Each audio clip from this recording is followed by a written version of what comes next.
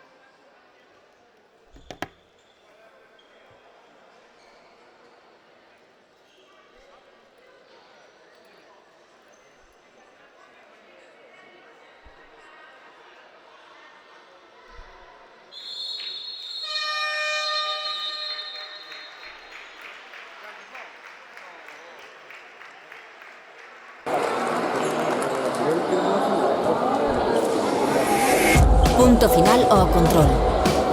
Punto final o Homero. Punto final o acoso. Punto final a explotación sexual. Punto final a violencia económica. Punto final ao maltrato. Punto final ao machismo. Digamos non. Poñamos entre todos e todas punto final á violencia de xénero. Punto final ao control.